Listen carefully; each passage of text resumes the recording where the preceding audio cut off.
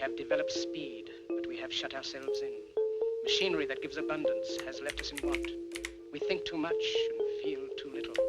More than machinery, we need humanity. We know the air is unfit to breathe and our food is unfit to eat. As if that's the way it's supposed to be. We know things are bad, worse than bad. They're crazy. Silence! The great and powerful Oz knows why you have come.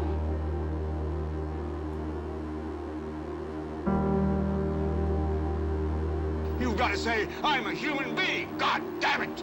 My life has value. You have meddled with the primal forces of nature. Don't give yourselves to brutes. Men who despise you, enslave you, who regiment your lives, tell you what to do, what to think, or what to feel, who drill you, diet you, treat you like cattle, use you as cannon fodder. Don't give yourselves to these unnatural men with machine minds and machine hearts.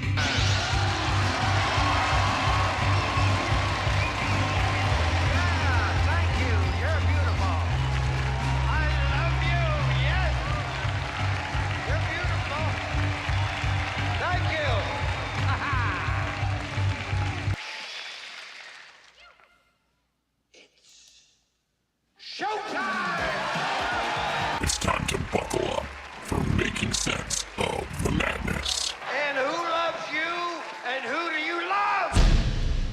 Hey everybody, Jason Bermas here, and it's time to talk Space Babes. Now, I've talked about this briefly before, and the fact that there was going to be this all-woman mission led by Bezos' girlfriend and Katy Perry in a star-studded Blue Origin rocket ship to the sky. Now, here's the deal.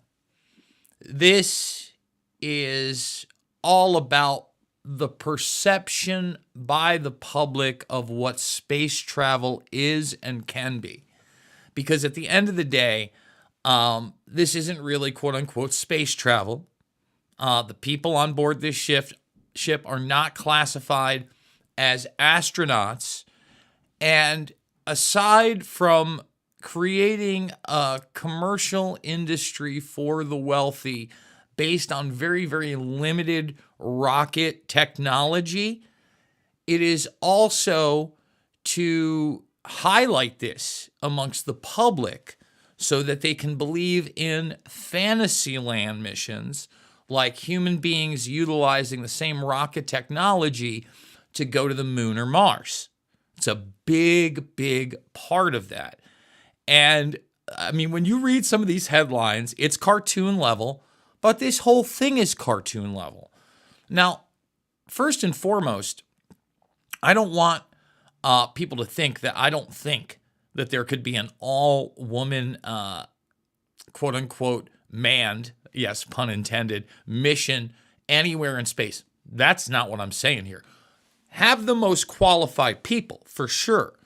And especially when you were talking about the realities of space travel and what occurs on the ISS, you're actually doing a lot of scientific work, okay? That's the reality there. So man, woman, whatever, I want the best people out there.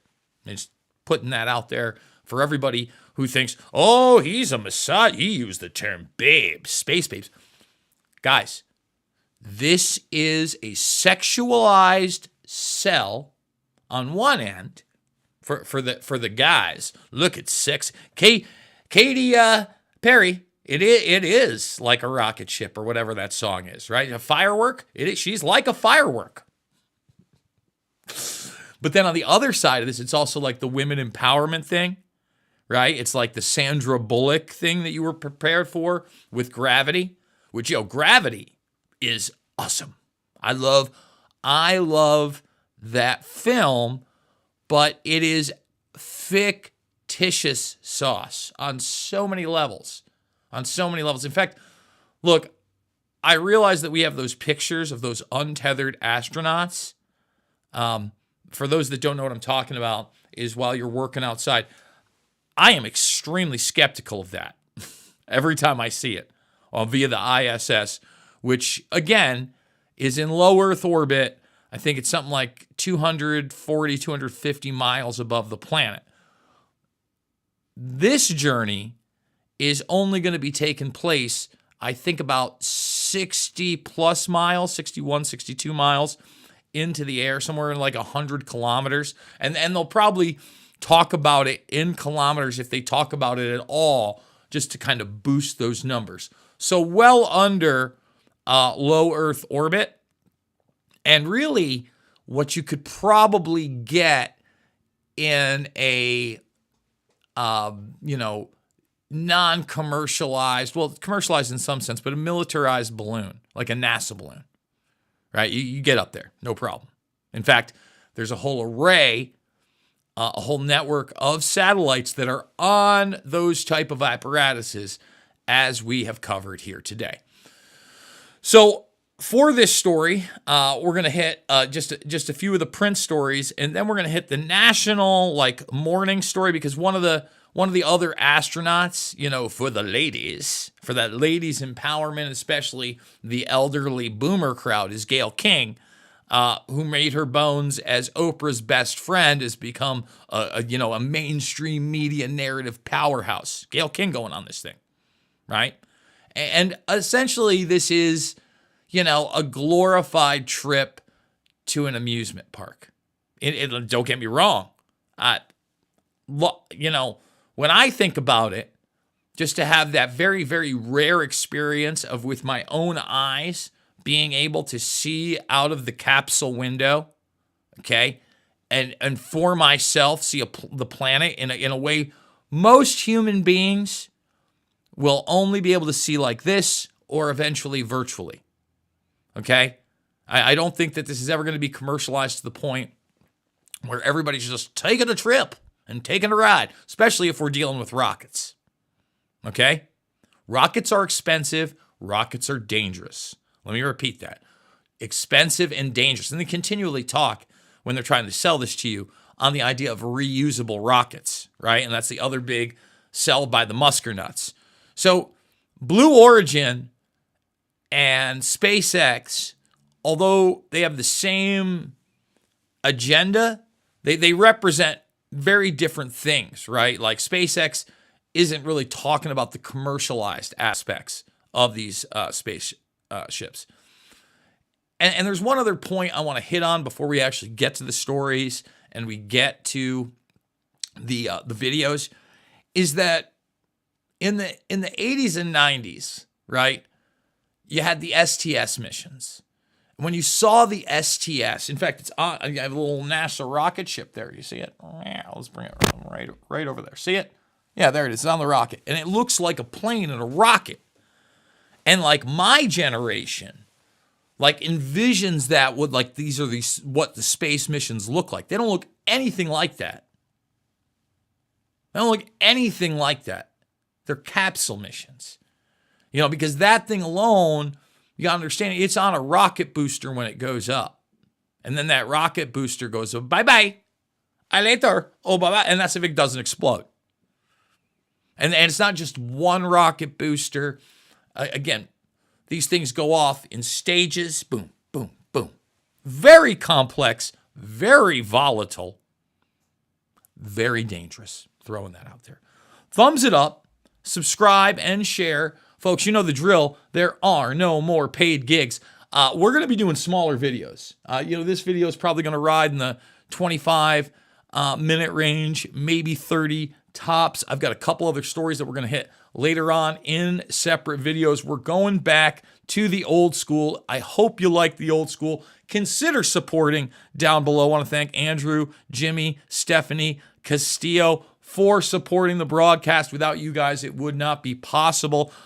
There are other ways down below. Consider them. And also, please go check out all the documentary films for free. Putting the what in the where now? Putting the ASS in astronaut. Yes, that is an actual Daily Mail headline. Okay, and I know it feels like idiocracy when you see things like that. But and you even see Joker face there in the corner, Bezos' girlfriend. She frightens me. To be very honest, she is a physically frightening woman to me. I don't like picking on people's appearances, but I often tell people that and look, I fixed my teeth. I've got more work to do. But at the same time, I look at my schnozola. It could be a lot better. I'm not like itching to get something. I'm going to die with this nose. Hopefully. I have a very punchable face. Hopefully it doesn't get broken over time. And I have to do something with dicka-dicka-do. I didn't have the greatest ears as a kid. They stuck out. Okay? I can't see myself. I've never, a lot of people ask me like if I dye my hair because sometimes you don't see all these grays. No, I just get a haircut. Right? Look on the top. It's a little bit of like a little gel in there, a little water. The grays are popping more and more because I'm aging. I won't be dyeing my hair even. I'm not, and I dyed my hair more as a teenager than I ever will as an adult. It just kind of creeps me out when I see somebody that is so heavily had work done. I get some. I saw this one woman who had just like an incredibly awkward nose, and she like transformed into a supermodel look, just like with the teeth thing. Hopefully she's done. Like when I see the fake lip filler stuff, when I see the Botox works, what does that say about the actual person? But that's what they're selling you on. And that's the new women empowerment, right? Will Katy Perry sing in space? And will the all-female Blue Origin rocket crew count as astronauts? No, they won't. And as I was telling you, if you take a look at this, here's the you're going up ski, and there it is at the peak. See? So you go up ski, and there's a little thing in it. That's you, and the rocket goes boom, and you go way down. Little loop-de-loop. That's what we're talking about here. And cover of Elle magazine. For all womankind, the stars of Blue Origin's all-female flight. By the way, this is taking place tomorrow. All right? And, again, it's a PR stunt. That's why we're highlighting it. It's a PR stunt so that this is the focal point, and the imagination land of Moon and Mars, and all that is the focal point when we're weaponizing space. We're creating new communication systems there. It's the new technology, right? And we're pioneering other technologies vastly down the line through space and microgravity, right? And we're told so little about it, but it's okay because there's a bunch of pretty ladies on the cover of Elle magazine that Big Daddy Bezos, Papa Bays is taken to space. Not really, again. So, with that being said, let's do it. Let's play this. And we had to cut some of the fireworks out. But here's Katy Perry talking fireworks. Set to shoot across the sky Monday on Blue Origin's New Shepard rocket, alongside an array of accomplished women. I am talking to myself every day and going, you're brave, you're bold, you're doing this to inspire so many different people, but especially young girls. What are we doing? Oh, look at that walk. Oh. See what I mean? This is a model shoot. You're brave. You're bold. I mean, in one of these clips, they show the terrified look of William Shatner's face on this. It is money, man. Because Shatner's crying when he gets down. Because it's so profound to him. And who knows, again, what he believed before, what he believes after. He's talked about it kind of almost as a religious experience. But he just talks about how dark and grim and death-like space is. And how this little blue thing on the bottom, this marble, that's where all the life is. But we'll continue.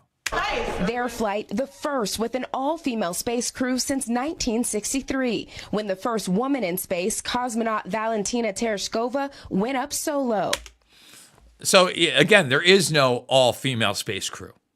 I talk about these things multiple times, that no, the Russians sent the first woman in space. Well, they were kicking our butts well before Apollo took us to the moon. And they also had the first multiple manned mission, which also included women. This woman went up there a few times. This was her solo flight. It was about the best and brightest. This mission led by pilot and Blue Origin founder Jeff Bezos' fiancée, Lauren Sanchez, who spoke out recently on Today. Jeff actually told me that. He goes, you're an explorer. And when he said, okay, why don't you take an incredible group of women up? I was like, I'm picking all explorers. Coming aboard, journalist Gail King, producer Carrie Ann Flynn, scientist Aisha Bowe, and Amanda Nguyen. So of those women, she's the leader. The one that had her boobs out at the presidential inauguration. She's here to lead. Making history as the first Vietnamese and Southeast Asian woman in space. My family are boat refugees from Vietnam, just like yours. Yeah. We came on boats and now we're on spaceships. It means to me that within a generation, we can do great things. The 11-minute ride won't achieve orbit, but will send the crew soaring past the Kármán line, the unofficial boundary of space, with sweeping views of Earth and about 4 minutes of weightlessness. One thing I want to... Now, I do want to say, because I know the crowd's going to get there, that picture of you don't see anything like that. And actually, when you see the video from inside, we're doing 2 of these videos. When you see the videos inside, the only curvature, you maybe could get a little curve. I mean, you're not that high up. So the only curvature that you maybe get is emphasized by the fact that a lot of these, they're not fisheye cams, but they're often like 45-degree cams, getting a little bit more in there. So you'll see a slight bend, but a lot of that's camera as well. I mean, it's the same thing if you watch that Red Bull jump, where if you see the pictures, pretty flat line, and some of the, depending on which picture you see, how bent that camera was via the lens and angle. But let's get back. Katy Perry, hey, we got some mid-boob here, and she's going into space, everybody. Do when I reach weightlessness is just be present, take in the moment. An unforgettable journey for 6 women ready for liftoff. Here's the cover. And Willie, these ladies will be going up in style. Check out these new designer flight suits. Blue Origin's flights don't need the life support system of traditional astronaut suits. And Lauren Sanchez said that she wanted to create something specifically for women, and this is definitely that. Willie? Let's just stop it right there. This is a Bernaysian PR sell. 1,000%. Is it anything else? It's a fashion show. We're at the cartoon level with our space program. Now, that's the national stage. On the more local stage, they're going to give it a little bit more time, and this is where they're going to emphasize the idea of commercialized space travel. So let's take that away right now. Countdown to liftoff, folks. Monday morning, a historic space flight for Blue Origin is still on track. That flight has a distinctive flight crew, an all-female crew, including one very popular and familiar CBS Mornings Gail King. Our Karen Border speaking with CBS News correspondent Mark Strassman. He is in Van Horn in West Texas, where he will watch that space flight.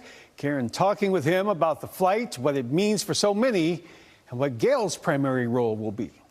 She is a passenger. She is just expected to do really no more than enjoy herself. It's not all that dissimilar from being a passenger on a commercial plane, for instance. No, it's more like a roller coaster. Okay, because again, you are strapped in. You are going to hit those high G-force moments. Like, I would assume most of my audience has been on a plane at some point. Yes, when you're doing that initial liftoff, do you feel a little bit of pressure? Oh, we're moving. Well, and then that little liftoff. From there, most of the G-forces are mitigated. You really don't feel them, et cetera, et cetera. This is a very different thing. The whole trip, I think, lasts like 11 minutes, But I guarantee you are remembering those several minutes of whoopity-uppity-doozy. Guaranteed. She'll go up to the edge of space about 62 miles above Earth.